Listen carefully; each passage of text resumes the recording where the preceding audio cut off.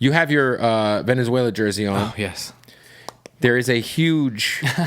your country is in the news right now.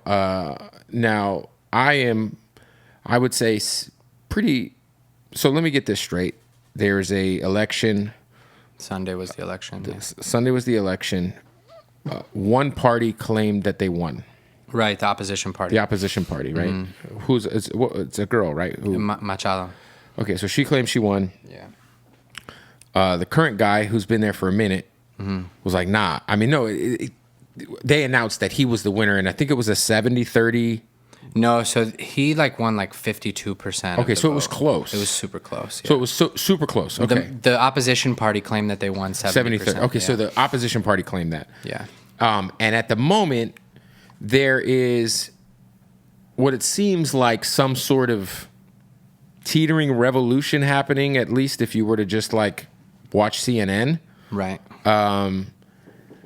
There's people in the army, officers who are taking off their uniforms to side with the people. Mm-hmm. Can you give me, in your opinion, what's going on? Because you're a lot more educated on the situation than me. I feel like, I'm gonna be honest, it looks like a CIA-backed coup, but hey. The United States has been trying to create a pretext for installing a favorable government in Venezuela for upwards of 20 years. And why is that? What does Venezuela have that we want? Because it's always something we want there. Well, Venezuela is a very resource-rich country. We have the largest oil reserves in the world. Okay, so oil. Yep, and then back in the early 2000s, Chavez really pushed for a multipolar world, which would threaten U.S. dollar hegemony.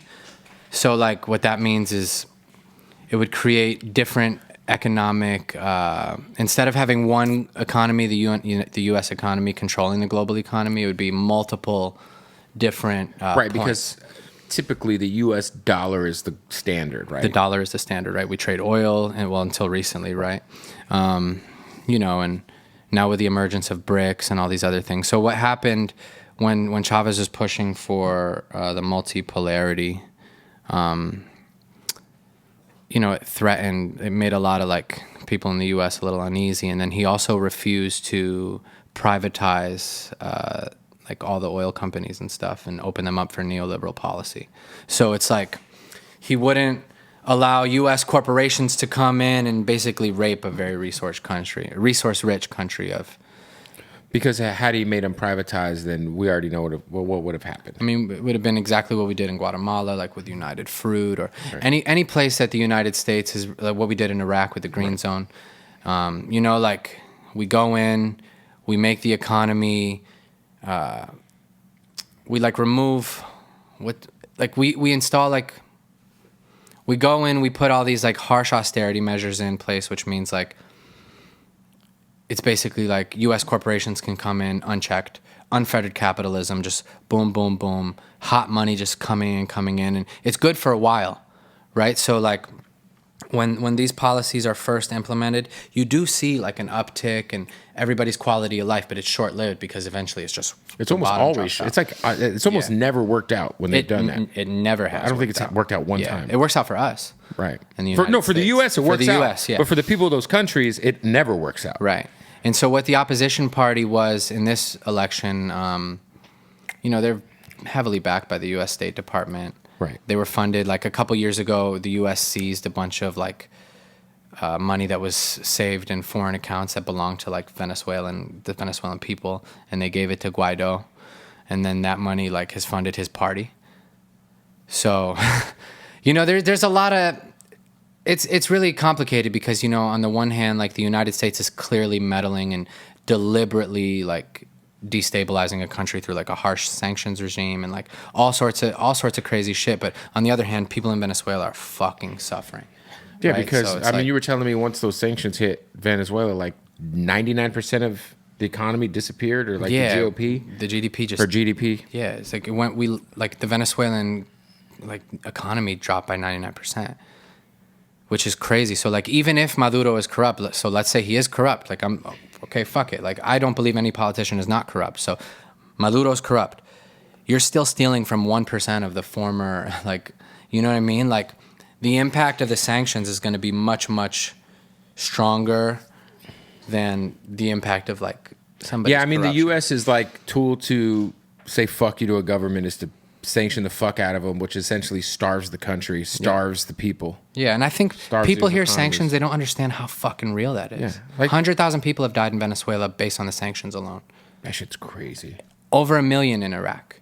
That shit's crazy. You know, and like the thing that's crazy is like we don't understand how severe it is, right? Like when you impose a sanctions program on a country, you block them from the global economy, right? So if this country wants any goods that they can't produce themselves, they have to find a country that's willing to sidestep the US block of that, right? So you have to go to places like China, Russia, or wherever, right? And oftentimes that comes at a huge price. So you got to go get medicine that you can't produce in the country. You have to, with Venezuela, you have to go sell your oil, right? You're selling it for pennies on the dollar of what it would be worth in the traditional global economy because you're going outside because of this sanctions program. So it really cripples like what you're able to do economically. So what do you like? Do you think that because it seems like a lot of it feels like the kind of when I go on Twitter or I go on Instagram, it feels like there's kind of like a split. Like certain people are with the current guy who feel because they feel like this is an obvious coup. Trying to overthrow this guy because he won't, play nice with the U.S. Then the other side thinks that, well, this girl did win and this guy's corrupt and, Right. So Venezuela has one of the most transparent voting systems in the world, right? They take biometrics before you vote. They take an ID photo. You go and you vote in a little electronic machine where the votes are tallied electronically, and then you get a paper printout and you put that printout in a ballot box, and then they make sure that the ballot boxes match the electronic tally. And then there are also over for this election specifically, there were over 1,000 independent viewers, I guess, like election viewers, to make sure that the process was fair and just. Sounds like we should adopt that. It's even the Carter Foundation, like before the Carter Foundation was funded by the U.S. State Department, when it was just like Jimmy Carter's like little love child, was it said that Venezuela had one of the most like transparent election policies in the world, and this was like in the 80s, and it's been that way since. So the opposition has. Since before the election, they said they would reject the results as outright fraud. So even before the day of the voting. And then they have suggested that they won 70% of the vote, but they're still waiting now for the paper ballot. Like, people are waiting, I guess, for, like, the proof. They're going to try to kill that dude, huh? Yeah, for sure. Yeah. Yeah, I mean, I don't know about Maduro as like a person, and obviously the people in Venezuela. Yeah, it's not like that you're defending him as a dude, but it's like it feels like that this is going to end up with him getting killed. Yeah, and I think like in the beginning of like Chavez's presidency, like a lot of good things did happen at first, right before the U.S. intervention with Bush too, right? So like, like you saw infant mortality rates go down, literacy rates went up.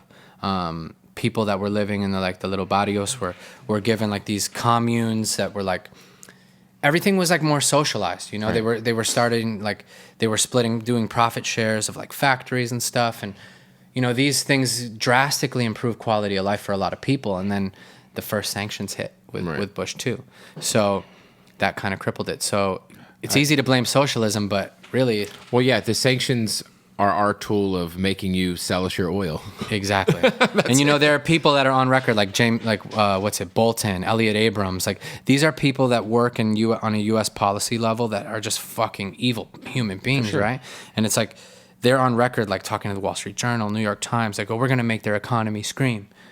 Well, who gets affected by that? The people. Yeah.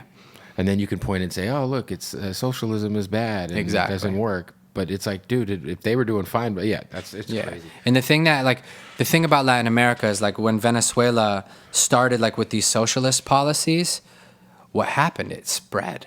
You had all these other countries in Latin America that wanted to reject U.S. imperialism. You had Evo Morales, right, from Bolivia, like an indigenous president, right, also overthrown by the CIA in a coup. You had people like that, like this whole pink tide started to sweep across Latin America, and like, people were like, you know what? Nah, like, you're not going to come in. You're not going to install like a dictator that's, you know what I'm saying? Like, you're not going to do what you did to fucking Chile here, you know? So. Do you what do you think about what is going on in El Salvador? That president, I just watched an interview with him. He's kind of he's not With the gold? Well, he's taken the fucking crime. I think it's this. No, it is definitively the lowest. It's the safest country in the Western Hemisphere now. El Salvador? Yeah, I haven't been paying attention. Yeah. Yeah, and it was more dangerous than Haiti prior to him being the president. But this fool's like. But what did he do? Like every single person that's in MS-13 or 18th Street is in prison. Oh shit! I mean, if you have a fucking my boy Shots 1,000 Words. There's a dope group called Third World that records here, and they're both El Salvadoran. They're breaking it down to me. They're like, yo, I went out there to visit my grandma. Yeah. And just because I have tattoos, they're like, you got to cover your fucking arms up because they're gonna make you take your shirt off. Oh type wow. Shit. And like, if you have MS-13 ink, it's 80 years in prison. Get the fuck out of here. Yeah, it's crazy. That's crazy. I don't know if that's like a good thing. No, I don't know. But he was saying, he was like, yo, but all of my family loves it now. Because they're like, yo, before it was like the whole country was ran by these gangs. Yeah. And now it's like you can go outside, you could play, you could he's like, you could go on vacation and enjoy this beautiful country and not worry about getting robbed and murdered. Right. But it's almost like, it's just interesting to always kind of like just look at like examples of countries doing extreme things. I mean, that's crazy extreme. Crazy. Hearing it kind of scares me, right? Because it's like, what was that movie with Tom Cruise where the balls would drop and those Minority Report. Yeah, it's like a preventative thing, like, you know, like It's crazy. it's kind of crazy, right? And like, you know, It is wild, but it's like anybody who's a gang member, yeah, or if they're U.S. citizens, or they had been here, or they have like a visa, that he sends them back. oh wow, back to the U.S. Yeah, that's why if you see Trump talking, he's like, one of those guys is bragging about his local. He's sending them all back here. I mean, but you know, like what happened? We were the United States is partially responsible for destabilizing.